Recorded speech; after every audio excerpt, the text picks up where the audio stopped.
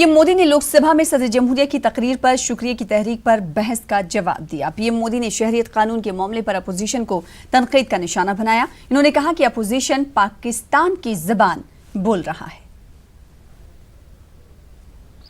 लोगों ने सिर्फ एक सरकार बदली है ऐसा नहीं है, सरोकार भी बदलने की अपेक्षा की है।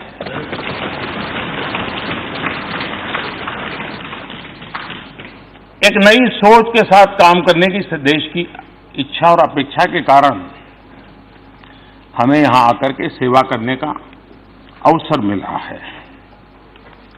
लेकिन अगर हम उसी तरीके से चलते जिस तरीके से आप लोग चलते थे, उसी रास्ते से चलते जिस रास्ते की आपको आदत हो गई थी, तो शायद 70 साल के बाद भी इस देश में से आर्टिकल 370 नहीं है। आप ही के तौर तरीके से चलते तो मुस्लिम बहनों को 3 तलाक की तलवार आज भी डराती रहती। अगर आप ही के रास्ते चलते तो नाबालिग से रेप के मामले में फांसी की सजा का कानून नहीं बना। अगर आप ही के सोच के साथ चलते तो राम जन्मभूमि आज भी विवादों में रहती। अगर आप ही की सोच होती, अगर आप ही की सोच होती तो करतारपुर साहब कॉरिडोर कभी नहीं बन पाता। अगर आप ही के तरीके होते, आप ही का रास्ता होता, तो भारत बांग्लादेश सीमा विवाद कभी नहीं सुलझता। कांग्रेस के एक नेता का कल घोषणा पत्र सुना। उन्होंने घोषणा की है कि 6 महीने में मोदी को डंडे मारेंगे।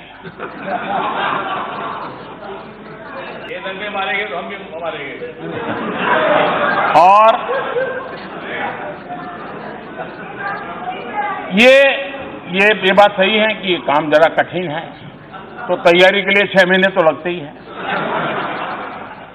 तो 6 महीने का समय तो अच्छा है, लेकिन मैं भी 6 महीने में तय किया हूं कि रोज सूर्य नमस्कार की संख्या बढ़ा दूंगा, ताकि अब तक करीब 20 साल से जिस प्रकार की गंदी गालियां सुन रहा हूं और अपने आप को गाली प्रूफ बना दिया है, 6 महीने ऐसे सूर्य नमस्कार करूंगा, ऐसे सूर्य नमस्कार करूंगा कि मेरी पीठ को भी हर डंडे झेलने की ताकत वाला बना दूंगा।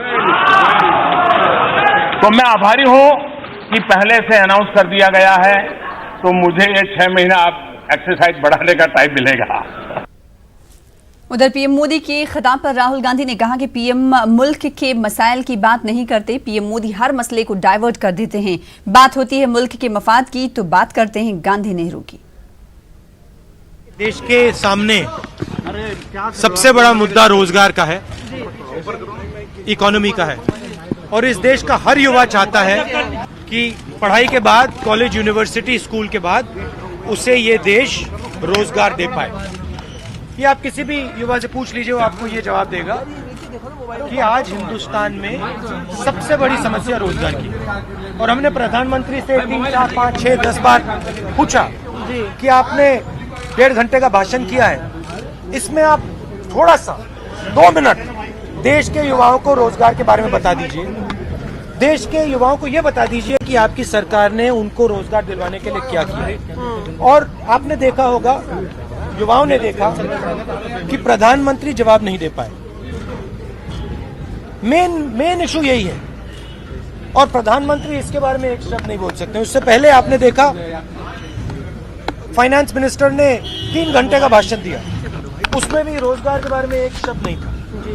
पहले मेक इन इंडिया की बात होती थी, पहले इकोनॉमी की बात होती थी, 5 ट्रिलियन 6 ट्रिलियन पता नहीं कितने ट्रिलियन की बात होती थी, और आज जो सबसे बड़ा मुद्दा है उसके बारे में प्रधानमंत्री के मुंह से एक शब्द नहीं निकल रहा, और वो डिस्ट्रैक्ट कर रहे हैं। कभी इसकी बात करेंगे, कभी कांग्रेस की बात करेंगे, कभी जवाहरलाल नेहरू की बात करेंगे, कभी पाकिस्तान, कभी पता नहीं बांग्लादेश। मेन मुद्दे की बात कीजिए प्रधानमंत्री जी, देश के युवाओं को आप बता दीजिए उनके लिए रोजगार के लिए क्या कर। इस वक्त की बड़ी खबर दिल्ली से आ रही है। दिल्ली से इस वक्त की बड़ी खबर आपको दे दे, जामिया नगर एसएचओ ने जामिया के रजिस्ट्रार को खत लिखा है। इस खत में यूनिवर्सिटी गेट से एहतजाजियों को हटाने का जिक्र किया गया है। इलेक्शन के पेश नजर नज्म-ओ-नस्ख का मसला हो सकता है पैदा, जिसको लेकर जामिया नगर एसएचओ ने जामिया के रजिस्ट्रार को खत लिखा है। इस खत में यूनिवर्सिटी गेट से एहतजाजियों को हटाने की बात कही गई है। तो इस वक्त की बड़ी खबर आपको बता दें कि जामिया नगर में जामिया मिल्लिया इस्लामिया में यूनिवर्सिटी गेट पर लगातार एहतजाजी धरना जारी है। ये एहतजाजी धरना सीए, एनआरसी, एनपीआर के खिलाफ हो रहा है और साथ ही साथ तलबा पर जो तशद्दुद हुआ दिल्ली पुलिस की जानिब से, उसके खिलाफ हो रहा है। और अब जामिया नगर के एसएचओ ने जामिया के रजिस्ट्रार को खत लिखा है कि यूनिवर्सिटी गेट से एहतजाजियों को हटाया जाए ताकि इलेक्शन के पेश नजर कोई नज्म-ओ-नस्ख का मसला ना पैदा हो। हमारे साथ हमारे नुमाइंदे खुर्रम शहजाद इस खबर पर जुड़ रहे हैं दिल्ली से। खुर्रम शहजाद, जामिया नगर के एसएचओ ने जामिया के रजिस्ट्रार को खत लिखा है और इस खत में कहा कि यूनिवर्सिटी गेट से एहतजाजियों को हटाया जाए। इसके अलावा इस खत में किन किन चीजों का जिक्र किया गया है? देखिए, दरअसल ये एहतजाज तकरीबन 55 दिन से ज्यादा का ये एहतजाज हो चुका है जो लगातार चल रहा है, जिसकी वजह से एक रोड जो मौलाना मोहम्मद अली जौहर मार्ग है उसका एक रोड की एक साइड पूरे तौर से अब ब्लॉक रहती है पिछले 15 दिनों से। हालांकि उससे पहले शाम के 6 बजे के बाद जो दोनों साइड वो पूरी तरह से खोल दी जाती थी। सुबह में भी ट्रैफिक के लिए वो साइड खुली रहती थी, लेकिन अब क्योंकि दिल्ली में इलेक्शन है और अलग अलग जगह पर डिप्लॉयमेंट हो रही है, सिक्योरिटी को लेकर के पूरा कंसर्न है। खासतौर से जामिया नगर का जो इलाका है वो हमेशा से ही हसास करार दिया जाता रहा है इलेक्शन के नजरिए से, और उसके दरमियान चाहे शाहीन बाग का एहतजाज हो, चाहे जामिया मिल्लिया इस्लामिया का एहतजाज हो, उसको पुलिस ये चाहती है कि यहाँ से किसी तरह की कोई गड़बड़ी ना हो, क्योंकि एक पोलिंग स्टेशन जामिया का जो स्कूल है उसके अंदर भी एक पोलिंग स्टेशन होता है। शाहीन बाग के अंदर 5 मराकिज हैं, पोलिंग स्टेशन हैं जिनको हसास तरीन करार दिया गया है, क्योंकि वहां पर भी एहतजाज चल रहा है। क्योंकि जामिया के तलबा एहतजाज कर रहे हैं, इसलिए एसएचओ की तरफ से तो वो जामिया के रजिस्ट्रार एपी सिद्दीकी को नोटिस दिया गया है, खत लिखा गया है, कहा गया है कि आप इस एहतजाज करने वाले तलबा को वहां से हटवाइए, और नज्म-ओ-नस्ख का हवाला दिया गया है। हालांकि अभी तक वहां पर हालात नॉर्मल हैं और किसी तरह की अभी तक ना तो इंतजामिया की तरफ से और ना ही पुलिस की तरफ से, यहाँ यूनिवर्सिटी इंतजामिया की तरफ से और ना ही पुलिस की तरफ से, किसी की तरफ से भी किसी तरह की कोई कार्रवाई अभी तक नहीं सामने आई है। खुर्रम शहजाद, जैसा कि इस खत में जिक्र किया गया है इलेक्शन का, कि इलेक्शन है और इस वजह से कोई मसला ना पैदा हो इसलिए गेट से एहतजाजियों को हटाया जाए, क्या लगता है आपको कि रजिस्ट्रार को जब ये खत लिखा गया है, रजिस्ट्रार की तरफ से क्या कुछ कोशिशें की जा सकती हैं या फिर एसएचओ के इस बात को नजरअंदाज किया जा सकता है? देखिए, जामिया इंतजामिया अब तक इस पूरे मामले में बिल्कुल अलग थलग रहा है, यानी कि खामोश उन्होंने हिमायत दी है तलबा के एहतजाज को, क्योंकि जामिया का गेट है उसके बिल्कुल ऐन सामने ये पूरा एहतजाज हो रहा है। टीचर्स एसोसिएशन की तरफ से खुलकर हिमायत दी गई है तलबा के एहतजाज को और डेमोक्रेटिक राइट करार दिया गया है। हालांकि जो इंतजामिया है उसने जब प्रेस कॉन्फ्रेंस हुई थी उस वक्त ये कहा था कि तलबा का जमहूरी हक है और वो एहतजाज कर सकते हैं, अपनी आवाज उठा सकते हैं, लेकिन इंतजामिया की तरफ से कोई एहतजाज में कभी शामिल नहीं होता। सिर्फ टीचर्स एसोसिएशन है उसके लोग अलग से एहतजाज करते हैं, आमतौर से वो भी इस तलबा के एहतजाज से दूर रहते हैं। कभी कभी वो शामिल होने, उनके जो अहदेदार हैं वो शामिल होने जरूर आते हैं। तो इन तमाम चीजों को देखते हुए और खासतौर से इलेक्शन का जो दिन होता है, वोटिंग का जो दिन होता है, जिस तरह से 8 तारीख को दिल्ली में वोटिंग होनी है, उसमें सिक्योरिटी कंसर्न रहता है और जगह जगह चेकिंग होती है। और ऐसे में एक बड़ी भीड़ एक जगह जमा हो, ये कोई सिक्योरिटी कंसर्न को देखते हुए चाहिए। आपको क्या लगता है, खुर्रम शहजाद की रजिस्ट्रार तलबा को ये कह सकते हैं कि 8 फरवरी और 11 फरवरी के दिन आप वहां पर एहतजाज ना करें? बिल्कुल बातचीत की जा सकती है जी। और तलबा के दरमियान और यूनिवर्सिटी इंतजामिया के दरमियान पहले भी कई मसलों के ऊपर बातचीत होती रही है। खुद यूनिवर्सिटी की वाइस चांसलर के खिलाफ भी तलबा ने, आपने देखा होगा, मोर्चा खोला था और कहा था कि FIR दर्ज क्यों नहीं हुई। उसके बाद जामिया इंतजामिया कोर्ट गई थी। तो एक तरफ जामिया इंतजामिया बिल्कुल इनसे बात कर सकती है और इनसे कह सकती है कि आप देखें और हालात को देखें, और कोई मौका नहीं है, वोटिंग का दिन है और सिक्योरिटी के मद्देनजर, आपकी भी सिक्योरिटी के मद्देनजर यहाँ पर एहतजाज आप एक दिन के लिए मुलतवी करें। और ऐसा होता रहा है, कई मरतबा काफी देर से एहतजाज हुआ है और पहले तो सिर्फ 6 बजे तक ही एहतजाज होता था, अब तो खैर काफी देर तक वहाँ पर एहतजाज हो रहा है। तो बिल्कुल बातचीत हो सकती है। तो पुलिस ने अपनी तरफ से एक तरह से कोई भी गड़बड़ी अगर होती है इलेक्शन के दिन, उसके लिए सीधे तौर पर जामिया इंतजामिया के पाले में जो है उन्होंने गेंद डाल दी है। जाहिर सी बात, अब देखना ये होगा कि रजिस्ट्रार SHO के इस खत का जवाब किस तरह से देते हैं। क्या वो तलबा को कहते हैं कि आप 8 फरवरी और 11 फरवरी के दिन गेट पर एहतजाज ना करें?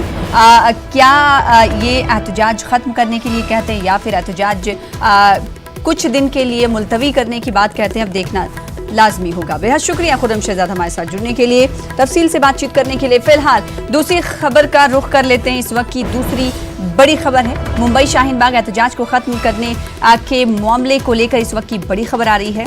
कोऑर्डिनेशन कमेटी का एहतजाज से अलहदा होने का ऐलान नसीम सिद्दीकी ने ऐलान कर दिया है। इससे पहले आपको बता दें कि नसीम सिद्दीकी जो कि कोऑर्डिनेशन कमेटी के मेंबर हैं, उन्होंने एहतजाज खत्म करने का यकीन दिलाया था। कोऑर्डिनेशन कमेटी ने रियासत के वजीर दाखिला को यकीन दिलाया था कि मुंबई शाहीन बाग के एहतजाज को खत्म कर दिया जाएगा, लेकिन अब कोऑर्डिनेशन कमेटी का एहतजाज से अलहदा होने का ऐलान सामने आया है, क्योंकि ऐलान के बावजूद खवातीन का एहतजाज जारी रखने का अज़्म है।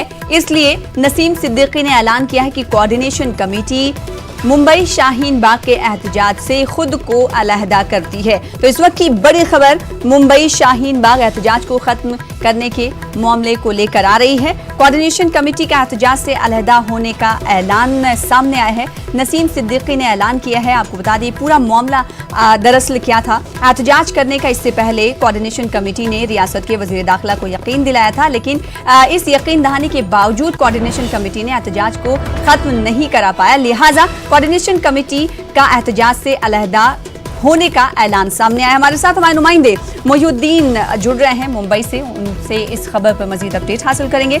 मोहिउद्दीन, कोऑर्डिनेशन कमेटी ने एहतजाज से ही अलहदा होने का ऐलान कर दिया, यानी कोऑर्डिनेशन कमेटी ने बजाते खुद कोशिश की कि मुंबई शाहीन बाग के एहतजाज को खत्म कराया जाए, लेकिन कामयाबी नहीं मिली। देखिए, मैं आपको बता दूं कि मुंबई शाहीन बाग का एहतजाज जो है वो 26 जनवरी की शाम में शुरू हुआ और उस वक्त जो है वो कोऑर्डिनेशन कमेटी बनी थी जिसने जो है वो उसकी हिमायत की थी। लेकिन 4 दिन पहले जो है ये कमेटी ने वज़ीर दाखिला से मुलाकात की और उस मरतबा जो है वो उन्होंने यकीन दिलाया कि आज शाम 5 बजे तक जो है वो एहतजाज को खत्म कर दिया जाएगा। एहतजाज को खत्म करने के ऐलान के बावजूद जो है वो जो ख्वातीन एहतजाजी ख्वातीन है वो बड़ी तादाद में जो है वो बैठी हुई है और उन्होंने जो है वो कोऑर्डिनेशन कमेटी के का जो रिक्वेस्ट है, जो उनकी मुतालबा है, उनको मानने से इनकार कर दिया। उनका ये कहना है कि एहतजाज जारी रहेगा जब तक कि उनका जो है वो मुतालबा पूरा नहीं होता, जब तक कि उनकी बात सुनी नहीं जाती। लेकिन कोऑर्डिनेशन कमेटी जिसमें नसीम सिद्दीकी के अलावा समाजवादी पार्टी के अब्बासी आजमी, रईस शेख, इमाम के वारिस पठान और दीगर लीडरान शामिल थे जो पॉलिटिकल लीडरान थे अक्सर बेशतर, उन्होंने जो है वो इस एहतजाज से अलहदा होने का ऐलान कर दिया, जबकि सामाजिक कारकुनान और एक दूसरी कमेटी तश्कील पा चुकी है और इस तश्कील ने जो है इस कमेटी ने जो है वो एहतजाज को जारी रखने का अज़्म किया है और एहतजाज जारी है। आज 4 बजे जो है वो तुषार गांधी जो कि गांधी जी के परपोते हैं वो एहतजाज की हिमायत के लिए आने वाले हैं। तो जो पॉलिटिकल एक धड़ा था जो मुख्तलिफ सियासी जमातों के लोग थे उन्होंने जो है अपने आप को अलहदा कर दिया है। नसीम सिद्दीकी जो कि एनसीपी के लीडर है, महाराष्ट्र माइनॉरिटी कमीशन के साबिक चेयरमैन है, इनकी सरबराही में जो है ये एहतजाजी कमेटी ने भी ऐलान किया है कि 5 बजे तक एहतजाज खत्म करें। लेकिन ये एहतजाज खत्म करने की सूरत क्या होगी इस पर जो है वो रोशनी नहीं डाली गई है, क्योंकि जो ख्वातीन है वो अपने मुताबिक बैठी हुई है और अभी भी जो है वो नागपाड़ा जंक्शन अरबिया होटल के पास जो है वो हजारों की तादाद में ख्वातीन जो है बैठी हुई है और उसने जो है वो इस कोऑर्डिनेशन की बात मानने से इनकार कर दिया। जी मोहिउद्दीन, ये बताइएगा, नसीम सिद्दीकी ने ये ऐलान किया है कोऑर्डिनेशन कमेटी का एहतजाज से अलहदा होने का। ऐसे में सवाल ये उठता है, जिसमें अबू आसिम आजमी समाजवादी पार्टी के लीडर और महाराष्ट्र के रियासती सदर हैं, जब ये पार्टियां सीए तरमीमी कानून को लेकर अपने मौक़िफ़ का इजहार कर रही हैं, मुखालिफत का इजहार कर रही हैं, तो फिर इस एहतजाज को ख़त्म करने की बात ये क्यों कर रही हैं? जी देखिए, मैं आपको बता दूं कि 4 रोज पहले जो है वो अनिल देशमुख से इस कोऑर्डिनेशन कमेटी की मुलाकात हुई थी और अनिल देशमुख ने जो है वो उनको इस बात का यकीन दिलाया था कि महाराष्ट्र में जो है वो CAA और शहरियत तरमीमी कानून नाफिज नहीं होगा और उसी लफ्जी यकीन दहानी की बुनियाद पर इन्होंने जो है वो इस बात को माना है। और दूसरी बात यह है कि जो प्रेस नोट जो कि 3 दिन पहले मीडिया को इशू की गई थी, उस प्रेस नोट पे जो है वो अनिल देशमुख ने साइन करके इन लोगों को दिया था और ये कहा था कि आप एहतजाज वापस ले लीजिए, हम महाराष्ट्र में शहरी तरमीमी कानून जो है नाफिज नहीं करेंगे। इसकी बुनियाद पे जो कोऑर्डिनेशन कमेटी है उसने एहतजाज वापस लेने का ऐलान किया है। अब एक सवाल ये उठता है मोहिउद्दीन, क्योंकि हम जानते हैं कुछ दिनों पहले महाराष्ट्र के वजीर आला उद्धव ठाकरे ने एक इंटरव्यू दिया था और इस इंटरव्यू में कहा था कि शिवसेना को शहरियत तरमीमी कानून से कोई दिक्कत नहीं है, सिर्फ सवाल ये उठता है कि जिन लोगों को आप बसा रहे हैं उनके लिए तालीम, रोजगार और शिक्षा किस तरह से देंगे। तो ऐसे में आपको नहीं लगता कि 3 पहियों वाली सरकार के दरमियान इख्तलाफात अब मंजर आम पर आने वाले? जी देखिए, मैं आपको बता दूं कि सामना को जो इन्होंने इंटरव्यू दिया है उद्धव ठाकरे ने, जो महाराष्ट्र के CM है, उन्होंने इस बात का ऐलान किया है कि महाराष्ट्र में जो है वो NRC नाफिज करना जो है वो तमाम के तमाम शहरियों के हुकूक के खिलाफ वर्जी है, तमाम के तमाम शहरियों के खिलाफ बात है। इससे जो है वो तमाम शहरियों को नुकसान पहुंचेगा, न सिर्फ ये कि मतलब एक मखसूस तबके के लोगों को नुकसान पहुंचेगा। इसके बावजूद जो एहतजाजी जमात के लोग हैं जो एहतजाज कर रहे हैं, इनका ये मुतालबा है कि अगर महाराष्ट्र की वजीर आला, वजीर दाखिला इस बात की हिमायत कर रहे हैं कि NRC और CAA यहाँ पर नाफिज नहीं होगा, तो महाराष्ट्र असेंबली में एक रेजोल्यूशन पास किया जाए और राजस्थान, केरला की तरह दूसरी रियासतों की तरह जो है यहाँ पर रेजोल्यूशन पास करके इसको कानून बनाया जाए कि महाराष्ट्र में जो है वो नाफिज नहीं होगा। सिर्फ वर्बली बात करने से, सिर्फ लफ्जी बात करने से जो है ये मामला हल नहीं होने वाला है। मुतालबा इनका यही है कि कानून बनाया जाए, तरमीमी कानून बनाया जाए और महाराष्ट्र की असेंबली में इसको नाफिज किया जाए, उसके बाद ही इनका एहतजाज जो है खत्म होने की सूरत अख्तियार कर सकता है। जी, तो अब देखना ये होगा कि जब तुषार गांधी यहाँ पर पहुँचते हैं तो उस वक्त इस एहतजाजी जलसे में शामिल होकर क्या कुछ कहते हैं। बेहद शुक्रिया मोहिउद्दीन हमारे साथ जुड़ने के लिए और इस हवाले से अपडेट फराहम करने के लिए। तो मुंबई शाहीन बाग एहतजाज को खत्म करने के मामले को लेकर एक नया मोड़ आया है। कोऑर्डिनेशन कमेटी का एहतजाज से अलहदा होने का ऐलान सामने आया है। नसीम सिद्दीकी ने ऐलान कर दिया है और ऐलान के बावजूद खवातीन का एहतजाज जारी रखने का अज़्म जाहिर हुआ, जिसके बाद इन्होंने अलहदा होने का ऐलान किया है। इससे पहले हमने देखा था कि एहतजाज खत्म करने का यकीन दिलाया गया था कोऑर्डिनेशन कमेटी की तरफ से, लिहाजा कोऑर्डिनेशन कमेटी इस एहतजाज को अलहदा खत्म करने में कामयाब नहीं हो पाई, लिहाजा आज कोऑर्डिनेशन कमेटी ने एहतजाज से खुद को अलहदा होने का ऐलान कर दिया है।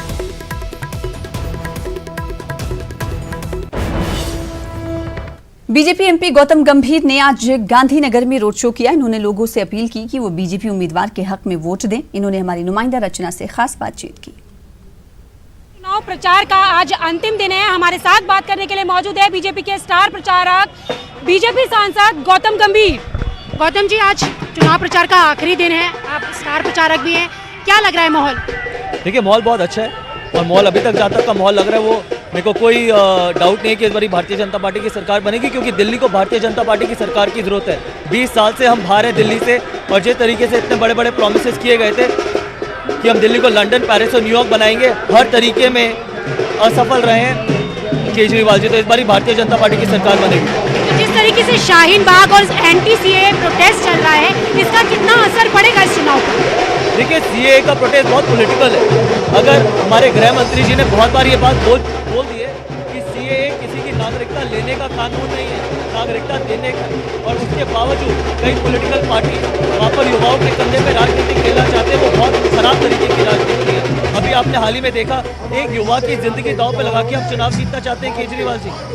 एक 6 महीने पहले आप एक महिला की इज्जत दांव पे लगा के एक सीट जीतना चाहते थे, अब आप एक युवा की जिंदगी दांव पे लगा के इस तरीके की राजनीति नहीं करनी चाहिए। लेकिन लगातार आम आदमी पार्टी और दूसरे जो विपक्षी दल हैं वो कह रहे हैं कि दिल्ली पुलिस बीजेपी के पास है, तो शाहीन बाग पर एक्शन क्यों नहीं लिया जाता?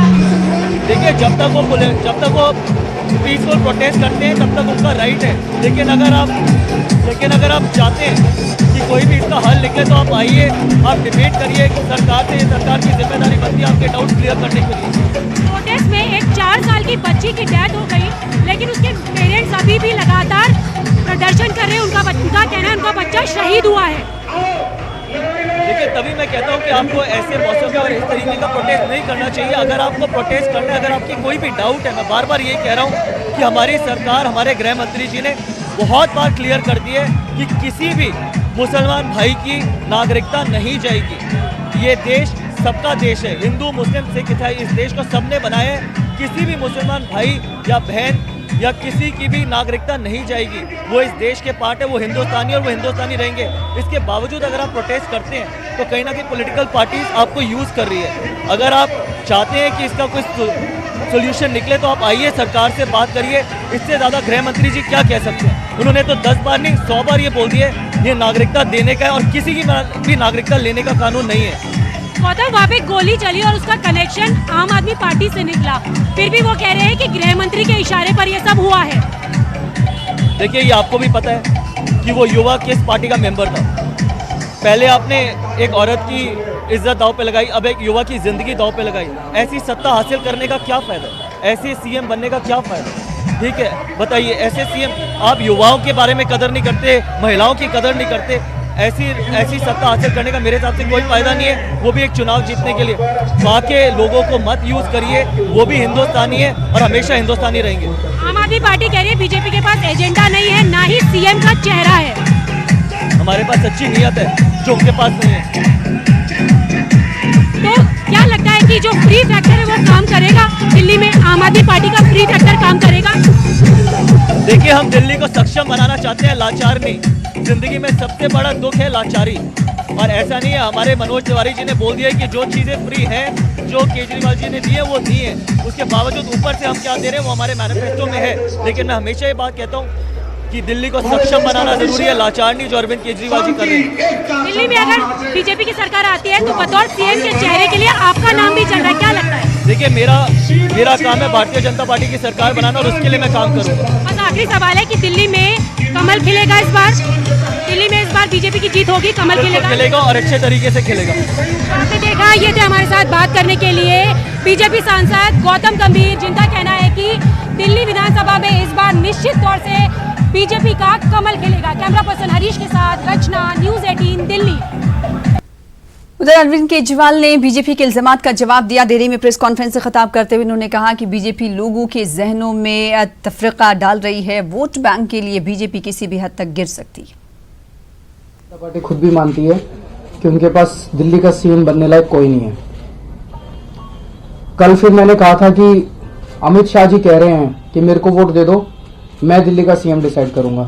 तो अमित शाह जी आ जाएं बहस करने के लिए, और सारे मुद्दों पे मैं बहस करने के लिए तैयार हूं। उनको वो शाहीन बाग कर रहे हैं, मैं शाहीन बाग के ऊपर भी चर्चा करने के लिए तैयार हूं उनके साथ। लेकिन अमित शाह जी ने भी बहस करने से मना कर दिया, वो भी बहस करने को तैयार नहीं है, वो भी जनता के बीच में आने के लिए तैयार नहीं है, जनता के प्रश्नों के जवाब देने के लिए वो तैयार नहीं है, जो एक बहुत ही दुखद बात है। अब इन्होंने परसों दिल्ली पुलिस आगे कर दी, दिल्ली पुलिस ने कुछ तस्वीरें सामने की, वो भी नहीं चला। अभी तो आप देखो, अभी तो 24 घंटे बचे हैं, अभी तो ईडी भी सामने आएगा सब। मैंने तो कल ही कहा था भाई, जो गुनाहगार है उसको पकड़ के जेल में डालो, और अगर आम आदमी पार्टी का है तो उसको डबल सजा दो, 10 साल की सजा बनती हो 20 साल की सजा दो। देश की सुरक्षा के साथ राजनीति मत करो, देश की सुरक्षा के साथ खिलवाड़ मत करो, देश की सुरक्षा के साथ गंदगी मत करो। प्रेस कॉन्फ्रेंस करते हैं देश की सुरक्षा के साथ, उन्होंने सारी एजेंसीज को केवल और केवल पॉलिटिकल टूल बना लिया है अपना। अगर किसी पार्टी का भी हो, चाहे बीजेपी का हो, चाहे आम आदमी पार्टी का हो, चाहे कांग्रेस का हो, किसी ने अगर किस गड़बड़ की है, पकड़ के उसको जेल में डालो, उसको सख्त से सख्त सजा दो। ये 24 घंटे पहले प्रेस कॉन्फ्रेंस किस चीज की प्रेस कॉन्फ्रेंस कर रहे हैं लोग? दिल्ली पुलिस प्रेस कॉन्फ्रेंस करती है, ईडी स्टोरी लीक करती है। ये क्या है? अभी तो पता नहीं कितनी पिक्चरें निकल के आएंगे और कितने वीडियो निकल के आएंगे। एक सवाल है, क्या आपको भी हनुमान चालीसा गानी पड़ती है या आप गीता के उपदेश को यहाँ पे रेफर करते हैं? क्या वजह है इसकी? वजह यह है कि मैं सारे भारतीय जनता पार्टी के नेताओं से अब हनुमान चालीसा गवाऊंगा। उन्हें हनुमान चालीसा गाना चाहिए। उनकी भाषा में थोड़ी संयम आएगा, उनकी भाषा में थोड़ी मर्यादा आएगी, उनके हृदय के अंदर थोड़ी शांति आएगी। वो बहुत विचलित हैं, वो फर्जी हिंदू हैं वो लोग सारे। उनको हनुमान चालीसा नहीं आता, उनको भगवत गीता नहीं आती, उनको कुछ नहीं आता, केवल गाली गलौज आता है। इसी के साथ इस बुलेटिन में इतना ही। दीजिए इजाजत। देखते रहिए न्यूज़ 18 उर्दू।